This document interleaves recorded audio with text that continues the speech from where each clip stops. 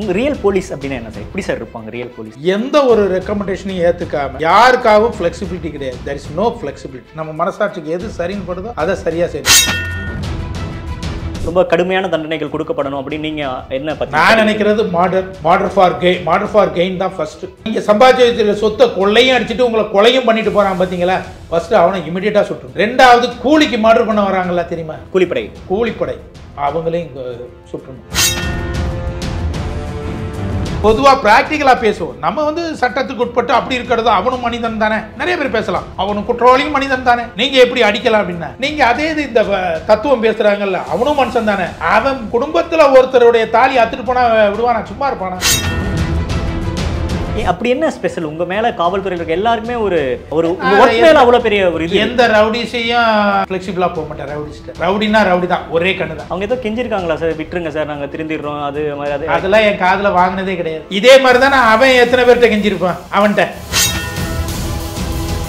இப்ப சிறையில வந்து அவங்க வெளிவராத அளவுக்கு கேஸ் ஸ்ட்ராங் பண்ணி சிறையில் அடைக்கிறதும் ஒரு விதமான தண்டனை தான் இல்லையே. சிறைச்சாலை இப்போ வந்து அவனுக்கு சுகச்சாலையா ஆயிடுச்சு. திருச்சியிலாம் காவிரி ஆத்து தண்ணி வெளியுள்ளவனுக்கே குடிக்கிறதே கிடைக்காது, அவன் குளிக்கிறதுக்கு கிடைக்கும். காலையில அவன் டிஃபன் சாப்பிட்றதுக்கு முன்னால கொண்ட கடலை, நல்ல ரூம், எல்லா வசதி வாய்ப்பும் செஞ்சு கொடுத்துட்டீங்க, அவன் எதுக்கு வெளியே வரா?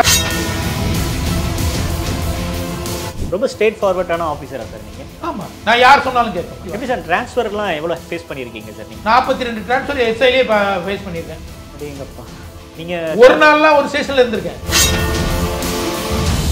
நேர்மையா இருந்தனால நிறைய இழந்திருக்கீங்களா? நிறைய சாக்ரிஃபைஸ். எந்த ஒரு என்டர்டைன்மெண்ட்ஸும் கிடையாது, ஃபேமிலியோட டைம் ஸ்பெண்ட் பண்ணது கிடையாது, அதே மாதிரி டிபார்ட்மெண்ட்ல ப்ரொமோஷனும் கிடையாது, எதுக்குமே மெடல் கிடையாது. வீரப்பன் இதை தவிர வேற எதுக்குமே எனக்கெல்லாம் மெடல் கொடுத்ததே இல்லை.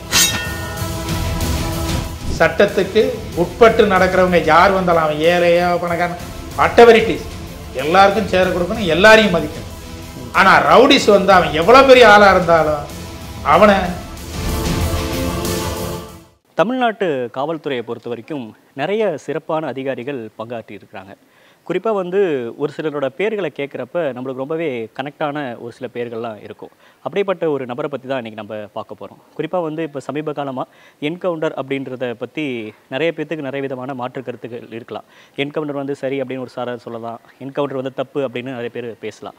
ஆனால் இப்போ சமீபமாக என்கவுண்டர் அப்படின்னா எல்லாத்துக்கும் ஞாபகக்கூடிய ஒரு பேர் அப்படின்றது ஏடிஎஸ்பி வெள்ளதுரை அவர்கள். அவருடைய 27 ஆண்டுகால காவல்துறை பணியில் அவருடைய அனுபவங்கள் என்ன, அவருக்கு எது மாதிரியான ரிஸ்கெல்லாம் இருந்துச்சு அப்படின்ற பற்றி அவர்கிட்ட ரொம்ப ரிலாக்ஸ்டாக பேசலாம்.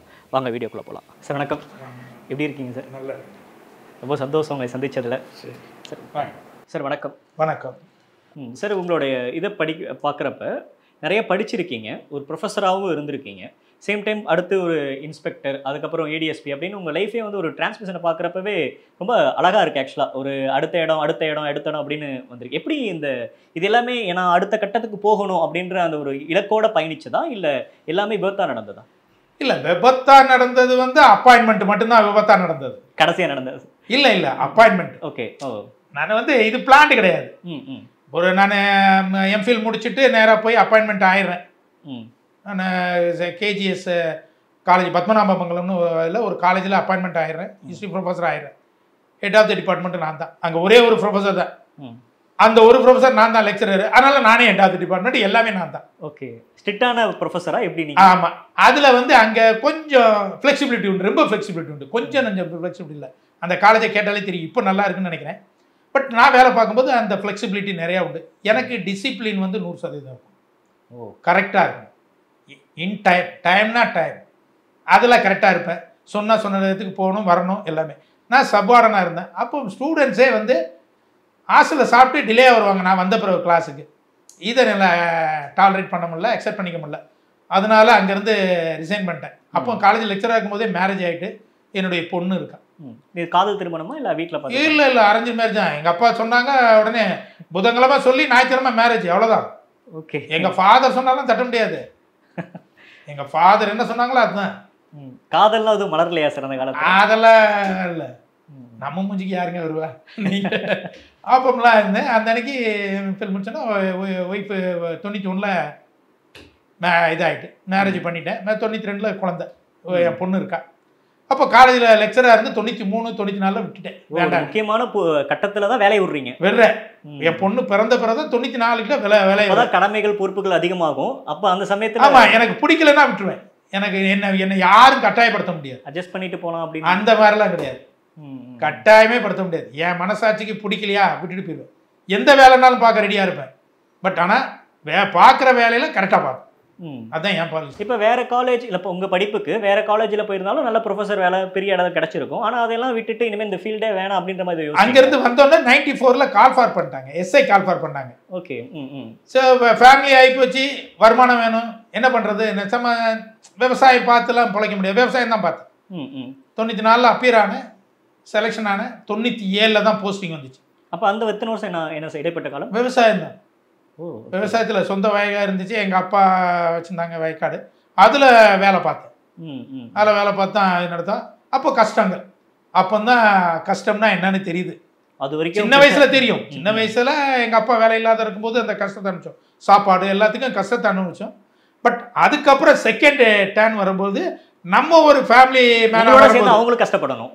நம்ம ஃபேமிலி மேனாக வரும்போது இப்படி ஒரு ப்ராப்ளம், வேலை இல்லை, பணம் இல்லை, இந்த வர்ற காசு வந்து குழந்தைக்கோ ஒய்ஃபுக்கோ சேர்த்துக்கிறது. அப்போ தான் நான் அந்த ஃபீல் பண்ணேன். 94ல் செலெக்ஷன் ஆகிறேன். 97ல் போஸ்டிங் வருது. நான் 2/6/97ல் அசோக் நகரில் வந்து ஜாயின் பண்ணேன். ஓகே சார், ஃபர்ஸ்ட் டைம் வந்து உங்களுக்கு ஒரு ஆஃபர் லெட்டர் வந்திருக்கும்ல சார், இது மாதிரி உங்களுக்கு அப்பாயின்மெண்ட் பண்ணியிருக்காங்க அப்படின்னு. அந்த லெட்டர் வாங்கி பார்த்த அந்த நாள் ஞாபகம் இருக்கா? என்ன நடந்துச்சு? அப்போ லெட்டர் வந்திருக்கு. லெட்டர் வந்துடுது. நான் எங்கள் வீட்டுக்கு தான் வந்துச்சு. தாலுக்குன்னு போட்டுருந்துச்சு. தாலுக்கு போலீஸ்ன்னு போட்டுருந்துச்சு. ஓகே. எனக்கு என்ன தாலுக்கு போலீஸ்ன்னு தெரியல. உடனே போலீஸில் அங்கே தான் போலீஸ் ஸ்டேஷனில் தான் எங்கள் அப்பாட்டையோ யார்ட்டையோ கேட்டேன். என்னமோ தாலுக்கு போலீஸ்ன்னு போட்டு வந்திருக்கு, அது என்னன்னு கேட்டேன். அது லோக்கல் லாண்ட் ஆர்டர். ஒரு 96 பேர் லாண்ட் ஆர்டர் போட்டாங்க. மற்றவங்க பெட்டாலியன் ஏஆர் போட்டிருந்தாங்க. 96 பேர். ரைட், சந்தோஷம். நமக்கு அன்னைக்கு வந்து ஒரு வேலை கிடச்சிருச்சு. அவ்வளோதான், குடும்பத்தை பார்த்துக்கலாம். அவ்வளோதான். ஒரு வேலை, கவர்மெண்ட் வேலை நமக்கு கிடைச்சாச்சு அப்படிங்கிற ஒரு ஹாப்பி தான். உடனே கிளம்பி ட்ரைனிங் வந்து முடிச்சுட்டு ஒரு வருஷம் ட்ரைனிங்கு. அப்போ தான் Walter sir DG, training DG Walter sir. First time uniform போட்ட ஞாபகம் இருக்கா சார்? ஃபர்ஸ்ட் டைம் யூனிஃபார்ம் போட்டு ஒரு ஃபர்ஸ்ட் ஆமாம், இஷ்யூடு ட்ரெஸ் போட்டாங்க. வந்த அன்னைக்கு மொட்டை மாதிரி அடித்தாங்க, எல்லாத்தையும் அடித்து கட்டி விட்டாங்க, முடி வெட்டி எல்லாம் விட்டாங்க. அது நமக்கு மிஷின் போடுறது தானே. எங்கள் அப்பா ஆரம்ப காலத்துலேருந்து மிஷின் தான் போட வைப்பாங்க. அவரு ஏர்ஃபோர்ஸில் இருந்திருக்காரு, அதனால மீசையெல்லாம் வைக்க விட மாட்டாங்க. மீசையெல்லாம் நாங்கள் வச்சது காலேஜ் வந்த பிறகு தான். காலேஜில் வேலைக்கு போன பிறகு தான் மீசையெல்லாம் வச்சோம். இல்லைன்னா மீசை வைக்கக்கூடாதுன்றாங்க. அந்த காலத்தில் கிராமத்து ஆட்கள் அப்படி தான். மீசை வச்சா இது பண்ண விட பெரியவங்க முன்னால் கால் மேலே கால் போடக்கூடாது. நிறைய சிஸ்டம் இருக்கும். அந்த இதெல்லாம் பார்த்து வளர்ந்தனால எங்களுக்கு ஒன்றும் பெரிய மற்ற எதுவும் பிரச்சனையும் இல்லை. மொட்டை மாதிரி அடித்தாங்க. ஒரு இஷ்யூடு யூனிஃபார்ம், அதில் 2 பேர் பூந்துக்கலாம், அப்படி இருக்கும். இப்போ மாதிரிலாம் இருக்காது. நல்லா இருந்துச்சு. யூனிஃபார்ம் போட்டு அதில் அப்பவும் சின்சியராக 6 மணி பெரியட்னா 5:30க்கெல்லாம் போயிடுவேன் நான் கிரவுண்டு. அந்த டைம் மேனேஜ்மெண்ட்றது ரொம்ப முக்கியம். டைம் மேனேஜ்மெண்ட் எனக்கு ரொம்ப முக்கியம். அது எப்படி சார் கீப் அப் பண்ணுறீங்க? அந்த டைம் மேனேஜ்மெண்ட் அப்படின்றது எப்படி அதை ஃபாலோ பண்ணுறீங்க? ஏன்னா இப்போ ஒரு வேலைக்கு வரணும் அப்படின்னா இப்போ டைம் மேனேஜ்மெண்ட் அப்படின்றது யாரும் ஃபாலோ பண்ணுறது இல்லை, அதை ஃபாலோ பண்ணுறதுக்கு எனக்கு ரொம்ப கஷ்டமாக இருக்குது. பட் அது நீங்கள் ஒரு காவல்துறை அதிகாரியாக இருக்கிறதுனால அதை எப்படி? நான் எப்போவுமே அதை கரெக்டாக பண்ணுவேன். 5-6 மணிக்கு இருக்கணும்னா 5:30க்கெல்லாம் அங்கே இருந்துருவேன். 6 o'clock அங்கே இருக்குன்னா 5:30க்கு இங்கேருந்து 4 o'clock எழுந்திருவேன். இல்லை அங்கேயே வரமாட்டேன், அங்கேயே படுத்துருப்பேன். இந்த டயத்தில் வந்து நான் டிலேயாக போனோம்னா மற்றவங்களை கேட்க முடியாது. டிசிப்ளினரி ஃபோர்ஸில் வந்தாச்சு. நான் already NCC C certificate holder, saint Joseph's காலேஜில் சீனியர் அண்டர் ஆஃபீஸர். அதே மாதிரி BA படிக்கும்போது மெரிட் ஸ்காலர்ஷிப்பில் படித்தேன். அங்கே ஓகே. ஃபஸ்ட்டு செமஸ்டரில் எனக்கு இங்கிலீஷே தெரியாது. ஆனால் 6th செமஸ்டர் முடிக்க போகும்போது இதில் 2 செமஸ்டரில் 3 வருஷம் 6th செமஸ்டர் முடிக்கும்போது எனக்கு அத்தனை 3 வருஷத்துக்கும் அவங்க பணத்தை கட்டிட்டு நான் கட்டின பணத்தை திருப்பி கொடுத்துட்டாங்க. மெரிட் ஸ்காலர்ஷிப்பில் படித்தேன். சென்ட் ஜோசப்ஸ் காலேஜில் மெரிட் ஸ்காலர்ஷிப்பில் டிகிரி படித்தேன். ஆக்சுவலாக இப்போ எஸ்ஐயா நீங்கள் உள்ளே வர அப்படின்றப்ப நீங்கள் ரொம்ப நார்மலாக நம்ம குடும்பத்தை காப்பாற்றணும் அது மாதிரியான எண்ணங்கள் தான் வந்தீங்களா, இல்லை வந்து இப்படியாச்சும் ஒரு பெரிய அதிகாரி ஆயிடணும் அப்படின்ற எண்ணம்? அப்படிலாம் இல்லை. ஓகே. எனக்கு தெரியும் பெரிய அதிகாரி ஆக முடியாதுன்னு. ஏன்னா 33 வயசில் ட்ரைனிங். ஓகே. 30 வயசில் அப்பியர் ஆகிறேன். எனக்கு 28 வயசில் மேரேஜ். 30 வயசில் அப்பியர் ஆகிறேன். 33 வயசில் ட்ரைனிங். நான் மீதி இருக்கிற 25 வருஷம் தான் இருக்கும். 58 வயசு தானே அப்போ. அந்த நேரத்தில் 58 வயசில் நான் என்ன பெரிய அதிகாரி ஆயிட முடியும்? ஒரு இன்ஸ்பெக்டரா ஆகும். அதனால என்ன இருக்கணும், அந்த இந்த வருஷம் வேலை பார்க்குறதுல நம்ம ஒரு அச்சீவ் பண்ணணும், ஏதாவது சாதனை படைக்கணும். அந்த இன்வால்மெண்ட் எனக்கு ஒர்க் இன்வால்வ்மெண்ட் கரெக்டாக இருக்கணும், எப்படியாவது கரெக்டாக இருக்கணும், பேர் வாங்கணும், நம்பர் 1 இருக்கணும், நல்லது செய்யணும். ஏன்னா நம்ம ஒன்றும் பெரிய ப்ரொமோஷன் வாங்க போகிறது இல்லை, எப்படி இருந்தாலும் இதுதான் இதில் பேர் எடுக்கணுங்கிறது என்னுடைய ஆம்பிஷன். சார் முதல்ல ஆக்சுவலாக படத்தில் எல்லாம் நாங்கள் பார்த்துருப்போம் சார், இந்த கிரைம் ஸ்பாட் அப்படின்னு சொல்லுவாங்க. நீங்கள் முத அந்த ஸ்பாட்டுக்கு போயிருப்பீங்கல்ல, ஒரு உங்கள் அதிகாரத்துக்கு உட்பட்ட அந்த ஸ்பாட்டுக்கு முத போயிருப்பீங்க. ஃபஸ்ட்டு ஒரு தகவல் உங்களுக்கு வரும். ஆக்சுவலாக நாங்கள் படத்து மூலியமாக நிறைய விஷயங்கள் தப்பாகவும் கேள்விப்படுறோம், அது ரைட்டாகவும் இருக்கலாம். ஃபஸ்ட்டு ஒரு ஃபோன் கால் வரும், இது மாதிரி நடந்திருக்கு அப்படிம்பாங்க, நீங்கள் உடனே அந்த ஸ்பாட்டுக்கு போவீங்க இல்லையா? இது மாதிரி நீங்கள் ஃபஸ்ட் டைம் போனேன்னா இது நான் இருக்கு, அது என்ன கேஸுக்கு போனீங்க? மர்டர் கேஸுக்கு போனேன். ஓகே, எங்கேங்க சார்? அதாவது கீரனூரில் நாம் திருச்சியில், புதுக்கோட்டை. ஓகே, இங்கேருந்து ட்ரைனிங் முடிச்சுட்டு ப்ராக்டிக்கல் ட்ரைனிங் 6 மாதம் ப்ராக்டிக்கல் ட்ரைனிங். அப்போ நான் அங்கே வந்து போகிறேன். கீரனூரில் எஸ்ஐ எனக்கு ட்ரைனிங்கு, ப்ராக்டிக்கல் ட்ரைனிங் எஸ்ஐ. அங்கே ரெகுலர் எஸ்ஐ கிடையாது. அப்போ மிஸ்டர் அரசு சார்னு ஒருத்தர் இருந்தார், இன்ஸ்பெக்டர். அவர் ஜெம் ஆனஸ்ட் அண்ட் தரல் என்சி. வீட்டிலேருந்தே டீ போட்டு கூட வந்து எனக்கும் கொடுப்பாரு, அவரும் சாப்பிடுவார், நான் உட்காந்து கெட்டு எழுதுவேன், டிக்டேட் பண்ணுவார். ஸ்டூடெண்ட் மாதிரி கற்றுக் கொடுத்தாரு, டிக்டேட் பண்ணுவார். அங்கே போய் தான் எல்லாம் கற்றுக்கிட்டேன் அவர்கிட்ட தான். அவர் வந்து ஒரு மர்டர் ஆயிடுது, ஒரு ஹஸ்பண்டு ஒய்ஃபை மர்டர் பண்ணிடுறான். மர்டர்னா இல்லை, இந்த நாக்கை பிடிச்சி இழுத்து அப்படியே மர்டர் பண்ணிடுறான். சீன் ஆஃப் கிரைமுக்கு கூப்பிட்டு போயிட்டார். வீட்டுக்குள்ளே பாடி கிடக்கு. முதல்ல டெத் பாடியை நான் தான் பார்க்கேன். எனக்கு ஃபஸ்ட்டு நான் இந்த வேலைக்கு வந்து முன்னாலாம் நம்ம சாவோம், அதில் சாவுக்கு போவோம், இறப்புக்கு போவோம், பார்த்துருப்போம். பட் மர்டர் ஆகி கிடக்கிற பாடி, ஃபஸ்ட்டு பாடி நான் அங்கே தான் பார்க்குறேன், நான் தான் பார்க்குறேன். இவர் உட்காந்துட்டு என்கிட்ட சொல்கிறாரு, வெள்ளத்துறை ஸ்கெட்சை போடுங்கிறாரு. எனக்கு ஒன்றும் தெரியாது. போய் நின்ன ப்ராக்டிக்கல் எஸ்ஐக்கு என்ன தெரியும்? பாடி கிடக்கு, பாடியை பார்க்கறதுக்கே நமக்கு ஒரு மாதிரி இருக்கும். ஃபஸ்ட்டு பாடி பார்க்குறோம்ல ஒரு மாதிரி இருக்கும், என்னத்தை பண்ணுறதுனே தெரில. அப்போது ஒரு கிரேட் 2 கான்ஸ்டபிள் காமராஜ்னு ஒரு கான்ஸ்டபிள், அவர்கிட்ட கேட்டேன். அப்போல்லாம் சார்னு தான் சொல்லுவோம், கான்ஸ்டபிள் கூட நான் சார்னு தான் சொல்லுவேன், எஸ்ஐ. அப்போ காலேஜில் இருந்து வந்த புதுசு இல்லை, ஆமாம், அக்யூஸை பார்த்தாலும் நீங்கள் தான், போலீஸை பார்த்து சார் எப்படி செய்கிறதுன்னு, எப்படி போடுறது, வடக்கு எது தெற்கு எதுன்னு தெரியாது. ஃபஸ்ட்டு போடும்போது நாங்கள் நார்த்து சவுத்து ஈஸ்ட் எல்லாம் போடணும்ல, எப்படி போடுறதுன்னு அவர் போட்டு கற்றுக் கொடுத்தார். இப்போ நின்றுக்குங்க, இப்படி போடுங்க, இப்படி போடுங்கன்னு. எங்கள் இன்ஸ்பெக்டர் வெளியே உட்காந்தார். அதுக்குள்ளே அவர் எல்லாரையும் விசாரிச்சுட்டார். அவர் அவ்வளோ ஃபாஸ்ட்டாக இருந்திருக்கு. அவர் விசாரிச்சுட்டு நான் போய் ஸ்கெட்சை போட்டு முடிச்சோன்னா ரஃப் ஸ்கெட்ச் தான் போடுவோம். அப்போம்லாம் இந்த ஃபோட்டோ எடுக்கிறது அதெல்லாம் இருக்காதுல்ல. இதில் ரஃப் ஸ்கெட்சை போட்டுட்டு வெளியே வந்தோன்னே என்னை இப்படி ஒரு ஸ்டூலை போட்டு உட்கார வச்சு அங்கேயே ஸ்டேட்மெண்ட் ரெக்கார்ட் பண்ணிட்டார். அந்த மாதிரி அதிகாரிங்க இருந்தாங்க. அந்த இடத்துலயே எல்லாமே நடக்குது. அந்த இடத்துலயே பார்வை மேஜரு ஸ்கெட்சு போட்டு வந்தேன், பார்வை மேஜர் எழுதினாரு, கையெழுத்து வாங்கினாரு, அதே மாதிரி டிக்டேட் பண்ணார், ஸ்டேட்மெண்ட் ரெக்கார்ட் பண்ணார், பாடியை போஸ்ட்மார்ட்டத்துக்கு அனுப்பிச்சிட்டு வந்துட்டோம். ரெண்டாவது வாட்டி அந்த இதுதான் ஃபர்ஸ்ட் ரெக்கரன்ஸ். இப்போ இதுலேருந்து எப்படி சார் அந்த கேஸ் ஃபாலோ பண்ணியிருப்பீங்களா? ஃபாலோ பண்ணி ஹஸ்பண்ட் மர்டர் பண்ணிட்டான்னு தெரிஞ்சு போச்சு, ஈஸி டிடக்ஷனு. அக்யூஸை திருப்பி அக்யூஸை போய் அரெஸ்ட் பண்ணிட்டு வந்துட்டோம். அவரே இன்ஸ்பெக்டரே கூட வந்தார், இன்ஸ்பெக்டர் இன்னும் அரெஸ்ட் பண்ணி.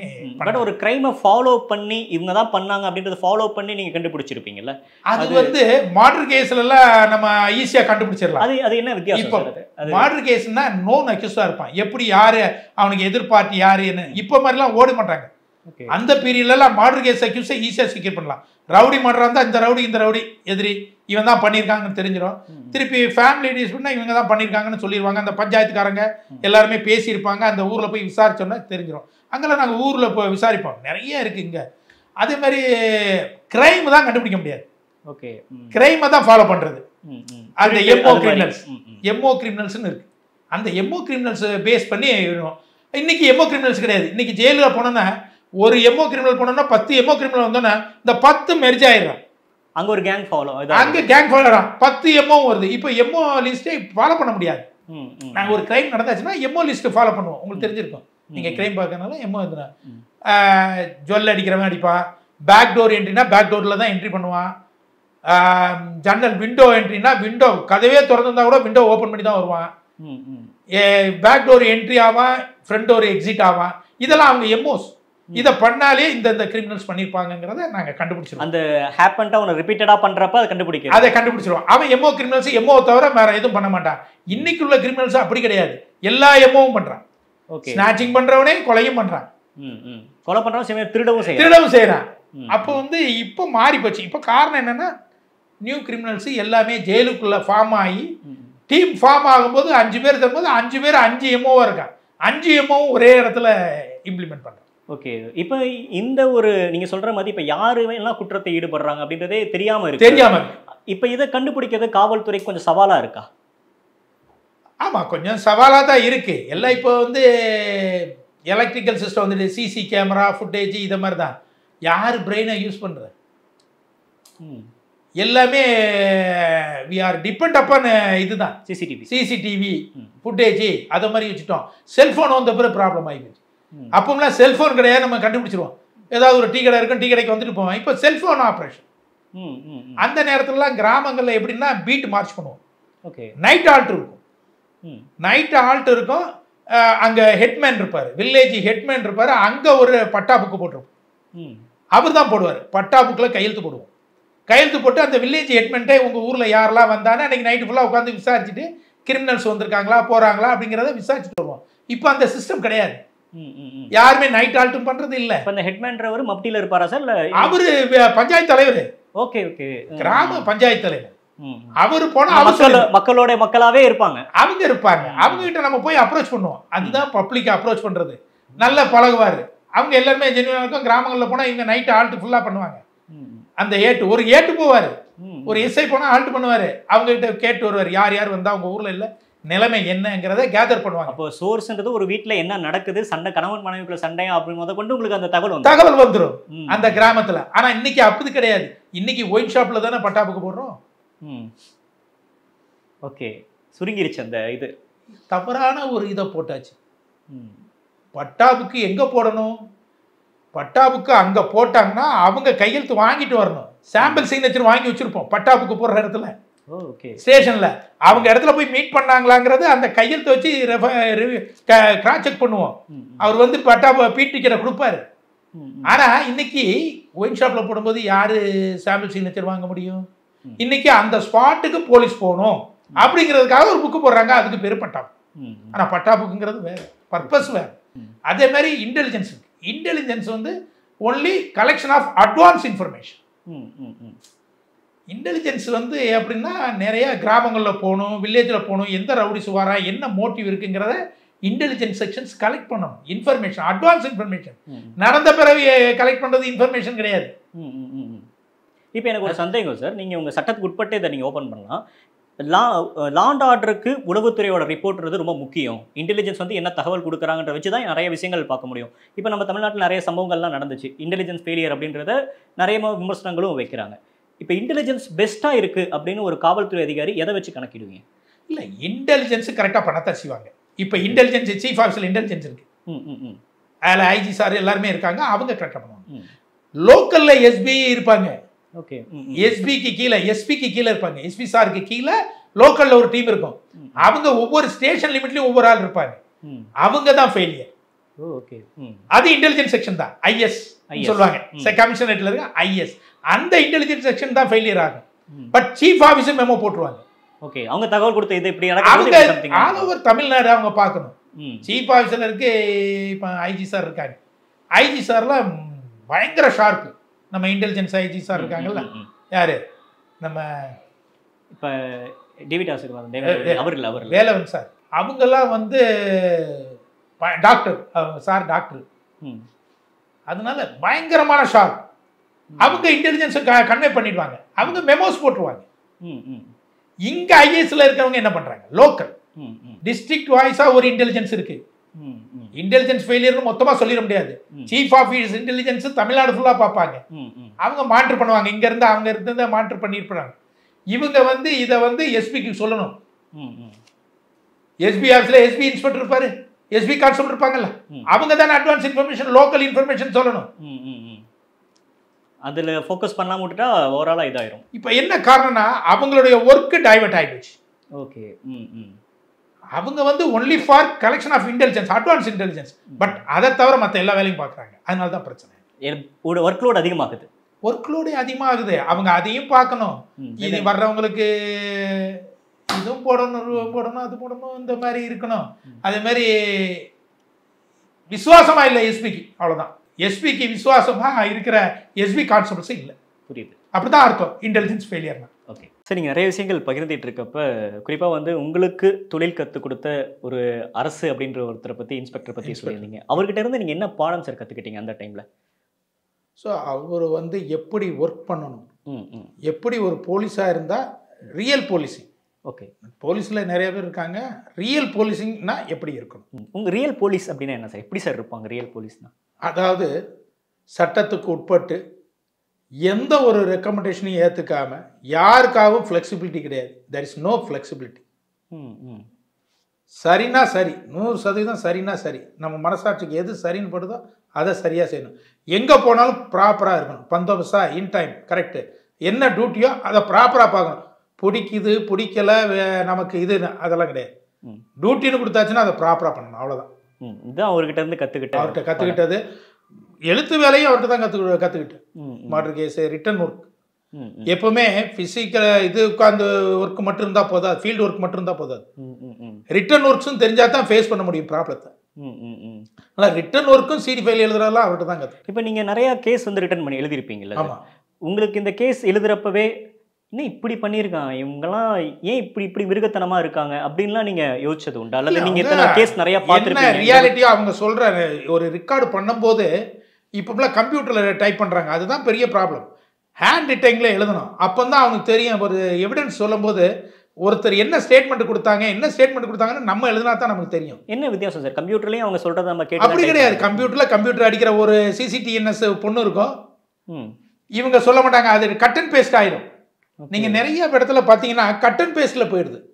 அதுதான் ப்ராப்ளம். யாருக்கும் அந்த நாலேஜ் இல்லாமல் போயிடுது. இப்போ இருக்க டைரக்ட் எஸ்ஐஸுக்கு ரிட்டன் நாலேஜ் இல்லாமல் போகிறதுக்கு காரணமே அதுதான். நிறைய இடத்துல இருக்கலாம். போலீசிங் வந்து மேனுவலாக தான் இருக்கணும். இந்த கம்ப்யூட்டர் சிஸ்டம்லாம் போலீசிங் சரியாக வராது. இங்கே போட்ட உடனே எஃப்ஐஆர் காப்பி அவங்க பார்க்கணும். இதெல்லாம் வந்து நம்ம மாடர்னாக கொண்டு வரணும், எல்லாத்துலேயும் சயின்டிஃபிக்காக கொண்டு வந்துடணும்னு சொன்னால் கிரைம் அதிகமாக தான் ஆகும். போலீஸுக்குன்னு சில ப்ரைவேசி இருக்கணும். ஓகே. போலீஸ் ஸ்டேஷனுக்கு நல்லவங்க நிறைய பேர் வரப்போகிறது இல்லை, கண்டிப்பாக கிரிமினல்ஸ் தான் வரப்போகிறோம். அதுக்கு தகுந்தாப்புல தான் போலீஸ் ஸ்டேஷன் இருக்கணும். போலீஸ் ஸ்டேஷன் வந்து இப்போ ஒரு ரெவென்யூ டிபார்ட்மெண்ட்டு, தாலுக்கா ஆஃபீஸ் இருக்கிற மாதிரி இருக்க முடியாது. ஏன்னா அதுக்கு அவங்களுக்கு குறைபாடுகள் நிவர்த்தி பண்ணணும். அவங்க வருவாங்க, அவங்க சொல்லுவாங்க, நம்ம செய்வோம். அது வேற விஷயம். இங்கே வர்றவங்க கிரிமினல்ஸ், அங்கே கிரிமினல்ஸ் மொத்தமாக வர்றதில்லை. இங்கே சிசி கேமரா வச்சுருந்தா கிரிமினல்ஸ் என்ன பண்ண முடியும்? சிசி கேமராவில் அவன் எப்போ வரான், எப்போ போகிறான், 24 மணி நேரத்துக்குள்ள ரிமாண்ட் பண்ணியானா அவன்கிட்ட என்னத்தை வாங்க முடியும்? அந்த டைமே ரொம்ப கம்மியாக, எதுவும் கம்மியான டைம் அடிக்காமல் விசாரிக்க முடியுமா? பொதுவாக ப்ராக்டிக்கலாக பேசுவோம். நம்ம வந்து சட்டத்துக்கு உட்பட்டு அப்படி இருக்கிறது. அவனும் மனிதன் தானே, நிறைய பேர் பேசலாம். அவனும் குற்றவாளியும் மனிதன் தானே, நீங்கள் எப்படி அடிக்கலாம் அப்படின்னா அடுத்த குற்றவாளி மனுஷன் தான். அவனால் பாதிக்கப்பட்டவனை பாரு. என்ன ஒரு 2 பவுன் கூலி வேலை பார்த்து 2 பவுனும் போட்டிருக்கோம், இவன் அதை அத்துட்டு போய் தண்ணி அடிப்பான். அந்த தண்ணி அடித்தவனை யாரும் ஒன்றும் பண்ணிடக்கூடாது. ஆனால் அப்போ அந்த 2 பவுன் பறி கொடுத்தவங்களை என்ன பண்ணுறது? சரி, அவனை அடிக்காத, அதை கலெக்ட் பண்ணி கொடுக்க வேண்டாம். அப்போ அவன் எங்கே போவான்? போலீஸ் பிடிச்சி தான் என்ன பிரயோஜனம்? கிரைம் கேஸ் 379 போடுறது, 392 ஸ்நாச்சிங்க. அந்த இடத்துல ஒரு பதட்டம் எப்படி இருக்கும்? ஒரு குழந்தை போகுது, இல்லை குழந்தை போகுது, அந்த குழந்தை கழுத்தை அறுக்கிறா, கழுத்துலேருந்து ஒருத்தன் செயினை அறுத்துட்டு போகிறான், அந்த பதட்டம் எப்படி இருக்கும்? நீங்கள் அதே இது இந்த தத்துவம் பேசுகிறாங்கல்ல, அவனும் மனுஷன் தானே. அவன் குடும்பத்தில் ஒருத்தருடைய தாலி அத்துட்டு போனால் விடுவானா? சும்மா இருப்பானா? இருக்க மாட்டான்ல. எப்போ ஃபீலிங் வரும். நமக்குன்னு வந்தால் பாதிப்பு, அடுத்தவங்களுக்குன்னு வந்தால் அது ஒரு நிகழ்வு.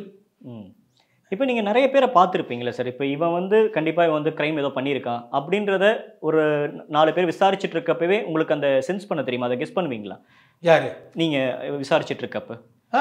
விசாரணையில் வந்துடும், விசாரணையில் வந்துடும். ஆனால் சிலர் வந்து விசாரணையிலையும் சொல்ல மாட்டான். 3rd டிகிரி மெத்தட் இருக்கணும். 3rd டிகிரி மெத்தட் இருந்தால் தானே முடியும். அது என்ன சார் 3rd டிகிரி மெத்தட்னா? அது கொஞ்சம் அடிக்கிறது. போலீஸ் வந்து கிரிமினல் அடிக்கலைன்னா ஒன்றுமே பண்ண முடியாது தம்பி. போலீஸ்னா அவங்களுக்குள்ள இது இருக்கணும். லத்தி கொடுத்துருக்கல, எதுக்கு லத்தி கொடுத்துருக்க? தப்பு பண்ணுறவங்கள தட்டி கேட்க. ஏன்னா பப்ளிக்கால கேட்க முடியாது, அது சட்டவிரோதமாக ஆயிரும். பப்ளிக் அடிச்சாங்கன்னா அவனுக்கு பாதுகாப்பு இருக்காது. அவனுக்கு பாதுகாப்பு இருக்காது. அதனால தான் அவனுக்கு பாதுகாப்பு கொடுக்கத்தான் அவன்கிட்ட வரி பணத்தை வாங்கி ரியலி ஒரு வாட்ச்மேன் போடுறோம். அப்பார்ட்மெண்ட்டில் இருக்கிற எல்லாருமே சேர்ந்து வாட்ச்மேன் போடுறோம். வாட்ச்மேன் என்ன பண்ணுறாரு? யாரையும் விட மாட்டார். ஏன்னா மற்ற எல்லாரும் இண்டிவிஜுவலாக கேட்க முடியாது. அதே மாதிரி தான் நம்ம இது பெரிய செக்டார். போலீஸ்ன்னு ஒன்று இருக்குது. மக்கள்கிட்ட உள்ள வரிப்பணம் தான் நமக்கு சம்பளம். மக்களை பாதுகாக்கணும். அவங்களால ஒன்றும் பண்ண முடியாது. இவன் அவங்கள என்ன அதுக்கு ஒரு யூனிஃபார்ம் போட்டு ஒரு ஆத்தரைஸ்ட் போலீஸு கவர்மெண்ட் ஸ்டாஃபு அவங்கள நீ எதுக்கக்கூடாது, அவங்க சொன்னா கேட்கணும் அப்படிங்கிறதுக்கு. இவனும் கேட்கலன்னு வச்சுங்க, எங்கே போவான் மக்கள்? இப்போ படத்தில் வர மாதிரி நகத்தில் ஊசி போடுறது, தலையில் தொங்க விட்டு அடிக்கிறது, அப்படியெல்லாம் தான் ட்ரீட்மெண்ட் இருக்குமா? தம்பி, சினிமா வேறு, ரியல் போலீசிங் வேறு. சினிமாவில் நீங்கள் எப்படினாலும் நம்ம செஞ்சுக்கலாம், அது கணக்கு கிடையாது. அவன் ஸ்டாரை தலைகளாக கூட போட்டுக்கலாம், எப்படினாலும் போட்டுக்கலாம். யாரும் கேட்குறது? கருப்பு கயிறுக்கு போல பச்சை கயிறு கூட போட்டுக்கலாம், ப்ளூ கயிறு போட்டுக்கலாம். இதான் மற்றபடி அதில் யாரும் கேட்குறது? இங்கே ப்ராப்பராக இருக்கணும். போலீஸில் என்ன பண்ண முடியும்? சட்டத்துக்கு உட்பட்டு என்ன பண்ண முடியும்? நமக்கு இருக்கிற சட்டத்தில் என்ன பண்ண முடியும்? லூப்போர் நிறையா இருக்குது. கிரிமினல்ஸ் எஸ்கேப் ஆயிடுறாங்க. அதனால தான் கிரைம் குறைய மாட்டேங்குது. கிரைமு சில விஷயங்கள், சில ஹெட்டுக்கு பனிஷ்மெண்ட் சிவியராக இருக்கணும். அதுலலாம் மனிதாபிமானம் பார்க்க. அப்படி என்னென்ன இதெல்லாம் சொல்ல வரீங்க? இதெல்லாம் ரொம்ப கடுமையான தண்டனைகள் கொடுக்கப்படணும் அப்படின்னு நீங்கள் என்ன பற்றி? நான் நினைக்கிறது மார்டர் ஃபார் கெயின் தான் ஃபர்ஸ்ட். நீங்கள் சம்பாதிச்சு வச்சிருக்க சொத்தை கொள்ளையும் அடிச்சுட்டு உங்களை கொலையும் பண்ணிட்டு போகிறான் பார்த்தீங்களா? ஃபர்ஸ்ட் அவனை இமிடியேட்டாக சுட்டணும். ஓகே. ரெண்டாவது கூலிக்கு மர்டர் பண்ண வராங்களா தெரியுமா? கூலிப்படை அவங்களையும் சுட்டணும். அடுத்தது ஸ்நாச்சிங் பண்ணுறாங்கல்ல, அவனு அந்த எதிரியோட, அதாவது பாதிக்கப்படுற மக்களுடைய மனநிலை எப்படி இருக்குங்கிறத நம்ம திங்க் பண்ணோம்னா, நமக்கு ஏற்படும் போது அந்த மக்கள் மனநிலை எப்படி இருக்குன்னு திங்க் பண்ணி பனிஷ்மெண்ட் இருக்கும். இப்போ சிறையில் அவங்க வெளிவராத அளவுக்கு கேஸ் ஸ்ட்ராங் பண்ணி சிறையில் அடைக்கிறதும் ஒரு விதமான தண்டனை தானே? நம்ம மரணம் ஏன் சுடணும் அப்படின்ற இடத்துக்கு நீங்க சிறைச்சாலை இப்போ அவனுக்கு சுகச்சாலையா ஆகிப்போச்சு. அந்த அளவு சிறையில் அந்த அளவுக்கு அவங்களுக்கான கட்டுப்பாடே கிடையாது. நீங்க திருச்சியிலலாம் காவிரி ஆற்று தண்ணி வெளியுள்ளவனுக்கே குடிக்கிறதே கிடைக்காது, அவன் குளிக்கிறதுக்கு கிடைக்கும். நீங்க என்ன திருச்சி ஜெயிலுக்கு ஒரு நாள் போய் பாருங்க, அவன் குளிக்கிறதே காவிரி நீரில் வெது மோட்டரை போட்டு குளிச்சுக்கிட்டு இருக்கான். காலையில் அவன் டிஃபன் சாப்பிட்றதுக்கு முன்னால் கொண்ட கடலை வடை எல்லாம், மதியம் சாப்பாடு, நல்ல ரூம்பு. இவன் அங்கே உட்காந்து என்ன பண்ணுவான்? ஃபோன் பேசிக்கலாம், ஃபோன் உள்ளுக்கு இருந்து படிக்கணும்னா படிச்சுக்கலாம், என்ன வேணாலும் பண்ணிக்கலாம்னு ஜெயில் சாலில் வசதி வாய்ப்பு செஞ்சு கொடுத்துட்டீங்கன்னா என்ன சொல்லுங்க? எல்லா வசதி வாய்ப்பும் செஞ்சு கொடுத்துட்டீங்க.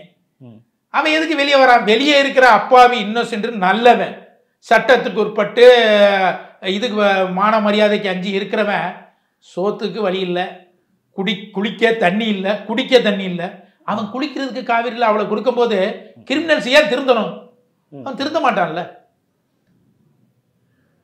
இப்போ இத்தனை வருஷம் உங்கள் 27 வருஷம் சர்வீஸில் சார், இன்றைக்கி நான் ரொம்ப நிம்மதியாக தூங்கினேன், இன்றைக்கி ரொம்ப சாட்டிஸ்ஃபைடாக இருந்துச்சு என்னோட ஒர்க் அப்படின்னு உங்களுக்கு எத்தனை நாட்கள் அப்படி ஞாபகம் இருக்குது சார்? அப்படி எந்த கேஸ் இதில் நான் இவ்வளோ சின்சியராக போராடி அந்த நீதி வாங்கி கொடுத்துருக்கேன் பாதிக்கப்பட்ட மக்களுக்கு அப்படி? இல்லை, நான் தூங்குறதுலாம் குறை வைக்க மாட்டேன், எப்போதுமே தூங்குவேன். ஓகே, எனக்கு எந்த இதுலையுமே கிடையாது. என் வேலையை நான் செஞ்சிட்டேன்னா முடிஞ்சு போச்சு, அவ்வளோதான்.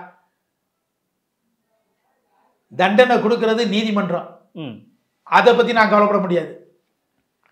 என் வேலை என்ன, என்னுடைய கடமை என்ன, 100% நான் செஞ்சிட்டேனா, ரைட், அவ்வளோதான். நான் சாட்டிஸ்ஃபைடு, என் மனம் சாட்டிஸ்ஃபைட் ஆச்சுன்னா நான் தூங்க வேண்டியதான். மற்றவங்களை பற்றி நான் யோசிச்சேன்னு வச்சுங்க, நான் என்றைக்குமே தூங்க முடியாது. ஐயோ அவர் செய்யலையே, இவர் செய்யலையே, நம்மளை பற்றி இவர் இப்படி பேசிட்டாரு, அவர் பேசிட்டாரு, நான் யோசிச்சேன்னு வச்சுங்க, நான் நிம்மதியாக தூங்கவே முடியாது. ரொம்ப ஸ்ட்ரெயிட் ஃபார்வர்டான ஆஃபீஸரா சார் நீங்கள்? ஆமாம், நான் யார் சொன்னாலும் கேட்க மாட்டேன். ஓகே. அஃபிஷியல் சீனியர்ஸ் ஆர்டர் போட்டால்? சீனியர்ஸும் எப்போதுமே ஜெனியூனாக இருந்தால் தான், ஜெனியூனாக சொன்னா தான். இல்லைன்னா சார்கிட்ட எக்ஸ்பிளைன் பண்ணுவேன், அதை அக்செப்ட் பண்ணிக்குவாங்க. சாரி, இது மாதிரி இருக்குங்கிறத நீட்டாக சொல்லுவேன். கொஞ்ச நாளைக்கு அவ்வளோ கஷ்டப்படுத்துவாங்க நம்மளை, ஆஃபீஸர்ஸ் கஷ்டப்படுத்த மாட்டாங்க. மற்ற இடத்துல டிரான்ஸ்ஃபர் வரும், அதை போயிட்டோன்னா ஒரு காலகட்டத்துக்கு வேற அவனை விடுப்பான்னு அவங்க ஒதுங்கி. எப்படி சார் ட்ரான்ஸ்ஃபர்லாம் எவ்வளோ ஃபேஸ் பண்ணியிருக்கீங்க சார் நீங்கள்? அதிகம் 42 ட்ரான்ஸ்ஃபர் எஸ்ஐலே ஃபேஸ் பண்ணியிருக்கேன்.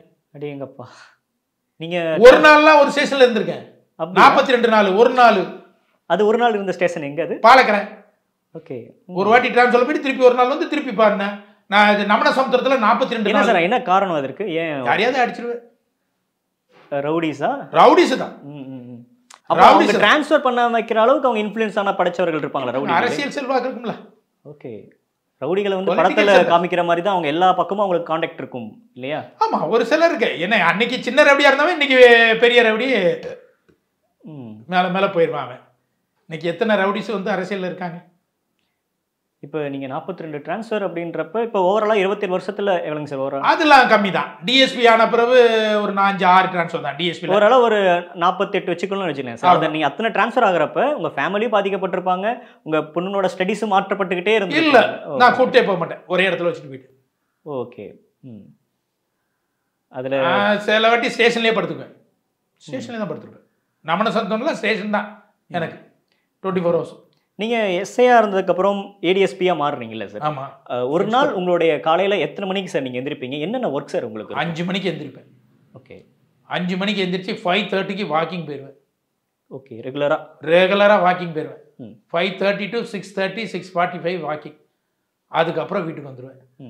அதுக்கப்புறம் வீட்டுக்கு வந்துட்டேன்னா ஆஃபீஸ் இங்கேருந்து போகிறதா இருந்தால் 9 மணிக்கு கிளம்பிடுவேன். எனக்கு 1 hour 1 10-10 அங்கே இருப்பேன்.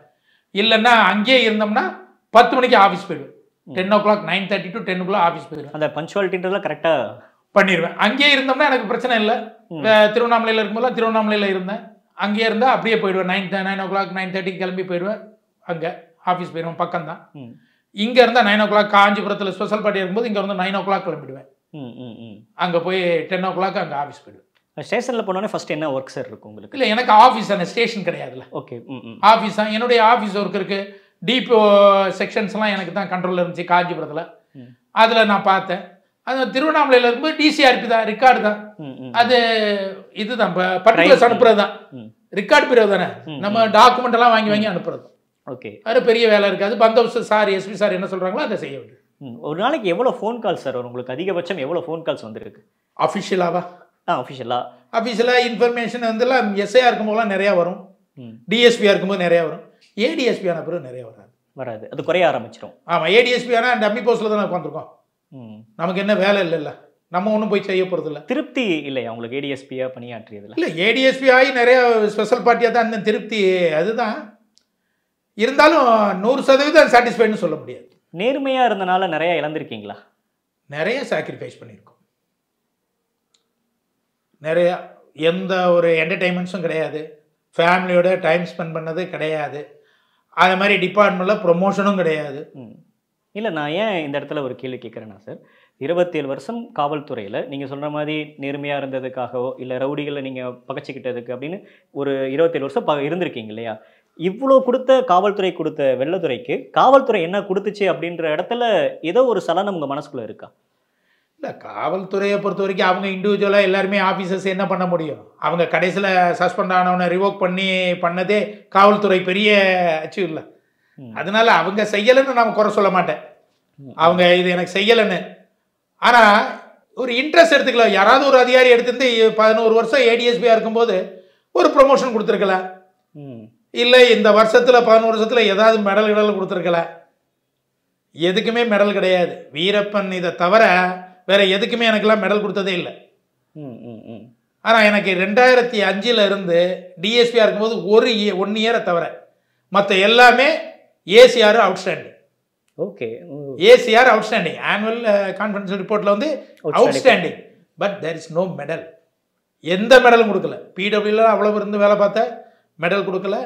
ப்ளஸ் இது கொடுத்தோம், மெடல் கொடுக்கல. எந்த 11 வருஷம் இந்த இது கொடுக்கணும், செலெக்ஷன் கிரேடு கொடுக்கணும், அதுக்கு இன்க்ரிமெண்ட் கொடுப்பாங்க, அதுவும் கொடுக்கல. 10 வருஷத்தில் கொடுக்கணும். அதில் வேரியேஷன் கிடையாது எல்லா ரேங்குக்கும். அதுவும் கொடுக்கல. ப்ரொமோஷன் கொடுக்கல. என்ன காரணம் நினைக்கிறீங்க நீங்க ஓரம் கட்டப்பட்டதுக்கு அல்லது உங்களுக்கான அந்த காரணம்னா ரெகக்னிஷன் இல்லை. வேலை பார்க்கறதுக்கான ரெகக்னிஷன் இல்லை. உங்களுக்கு மட்டுமா இல்லை ஓவரால் காவல்துறை எல்லாம்? காவல்துறையில் அப்படி தான் இருக்கு, ரெகக்னிஷன் இல்லை. ஏன்னா ஒரு அதிகாரிக்கு பிடிச்ச ஆஃபீஸரை இன்னொரு அதிகாரிக்கு பிடிக்கிறது கிடையாது.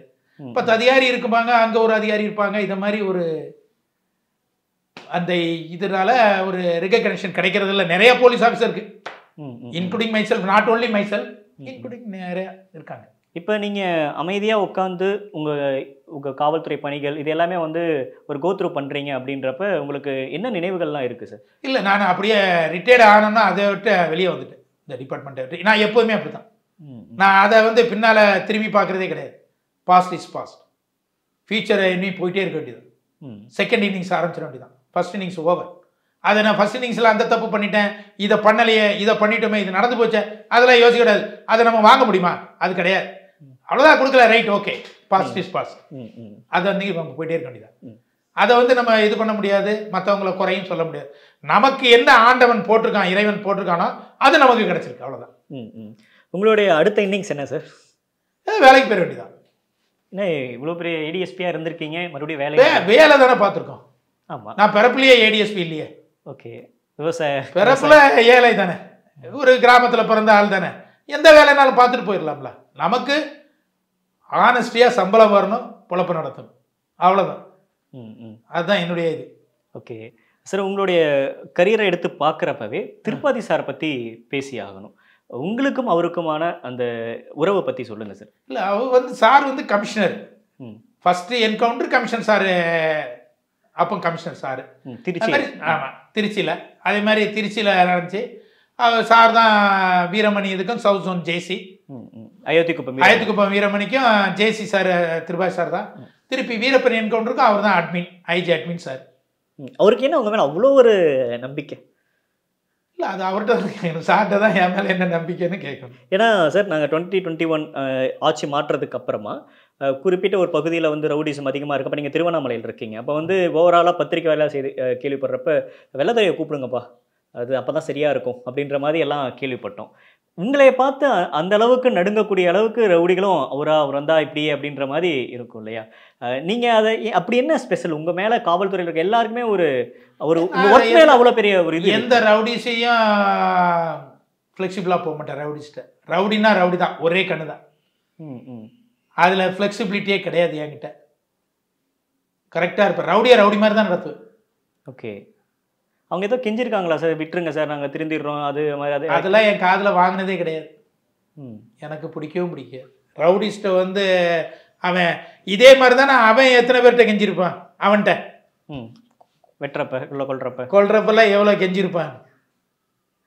அதே மாதிரி ரவுடிஸ் வந்து எப்போதுமே கெஞ்சி அதெல்லாம் வேணும்னா சார் அப்படி பண்ணலை, இப்படி பண்ணலை. அவனுக்கு என்ன, ரிமாண்டுக்கு போகிறான், ஜெயிலுக்கு போகிறான், வரப்போகிறான், அப்படி தானே இருக்குது. அந்த ஒரு இடம் உங்களுக்கு உடன்பாடு இல்லை? அதில் இடம் ரவுடிட்ட ஃப்ளெக்சிபிலிட்டி எனக்கு உடன்பாடு இல்லை. அவனை மனுஷனாக மதிக்கிறதே எனக்கு உடன்பாடு கிடையாது.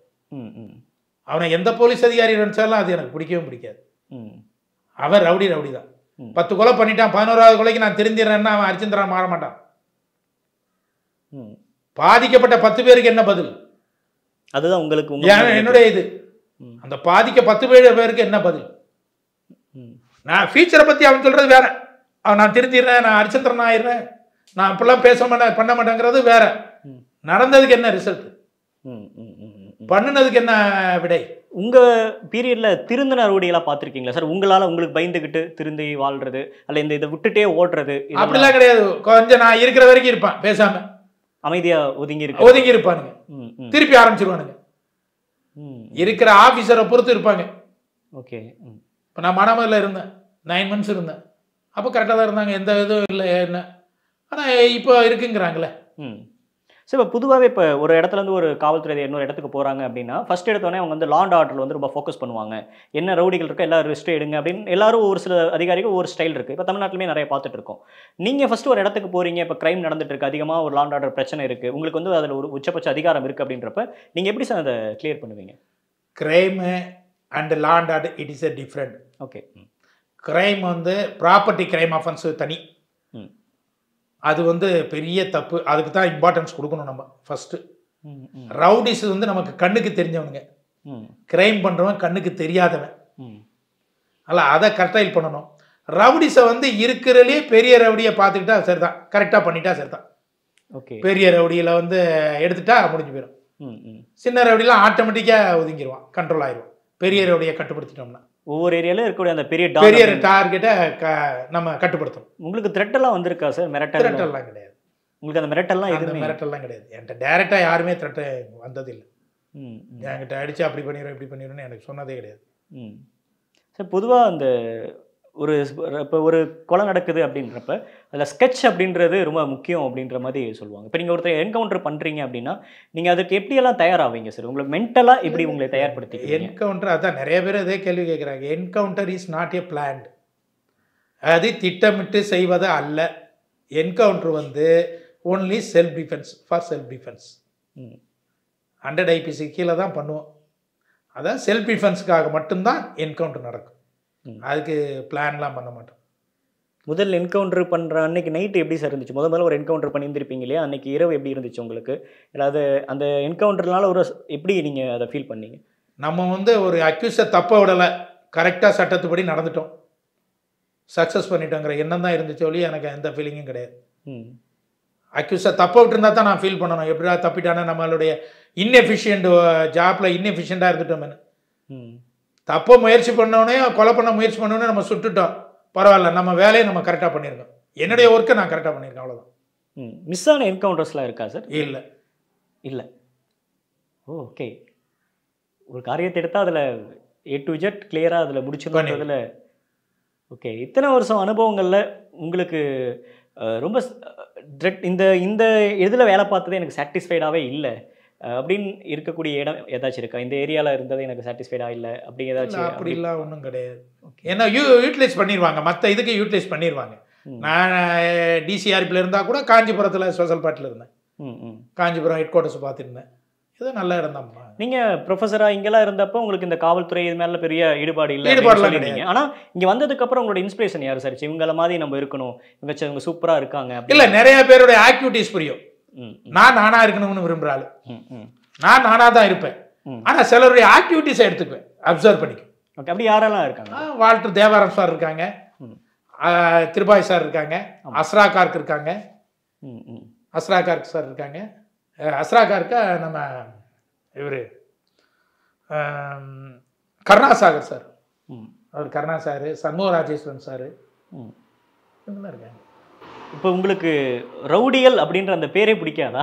பிடிக்காது. போலீஸ்ன்னு இருந்துச்சுன்னா போலீஸ் மட்டும்தான் ரவுடியாக இருக்கணும், ரவுடி இருக்கக்கூடாது. அவன் மட்டும்தான் ரவுடியாக இருக்கணும். ரவுடிஸுக்கு அவன் தான் ரவுடியாக இருக்கணும். பப்ளிக்கே அவன் ஒரு வேலைக்காரனாக இருக்கணும், சர்வெண்ட்டாக இருக்கணும். என்னை பொறுத்த வரைக்கும் பப்ளிக்கை வந்து மதிக்கணும். சட்டத்துக்கு உட்பட்டு நடக்கிறவங்க யார் வந்தாலும், அவன் ஏழையா பணக்காரன் வாட்டெவர் இட் இஸ், எல்லாருக்கும் சேர கொடுக்கணும், எல்லாரையும் மதிக்கணும். ஆனால் ரவுடிஸ் வந்து அவன் எவ்வளோ பெரிய ஆளாக இருந்தாலும் அவனை அடக்கத்தான் செய்யும். அவனுக்கு மரியாதை கொடுக்கணும்னு அவசியம் இல்லை. இப்போ திரைப்படங்கள் வர்றதெல்லாம் நீங்கள் எதுவுமே பார்க்க மாட்டீங்களா? உங்களோட ரிலாக்ஸ் டைம் அப்படின்றது என்ன சார்?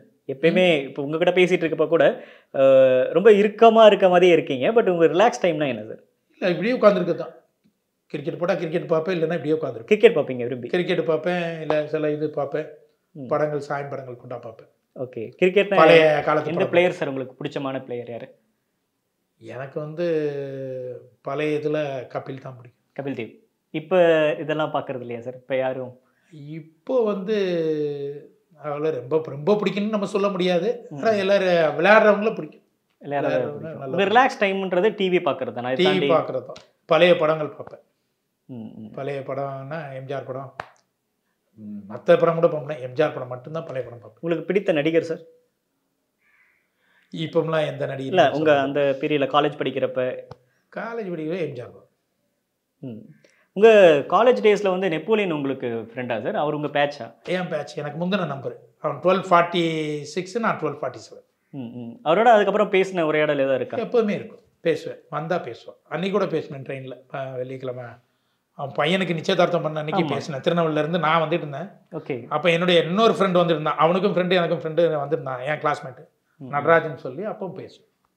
அப்போ அவன் அடித்தான், ஃபோன் அடிச்சு கொடுத்தான். அப்போ நான் இல்லை நீ இருக்க தெரியாது, இல்லைன்னு நான் சொல்லியிருப்பேன் அப்படின்னா. சரி ரைட், பரவாயில்ல, இங்கே இருக்கு. அந்தளவுக்கு ரொம்ப இணக்கமான, ரொம்ப க்ளோஸ் ஃப்ரெண்டு தான். Okay sir. நிறைய விஷயங்கள் பகிர்ந்துக்கிட்டீங்க சார். குறிப்பாக உங்களுடைய அனுபவம் 27 வருஷம் காவல்துறையில் உங்களுடைய அனுபவங்களையுமே ரொம்ப அழகாக பகிர்ந்துக்கிட்டீங்க. நேரம் கொடுத்தமைக்கு நன்றி சார். ரொம்ப நன்றி.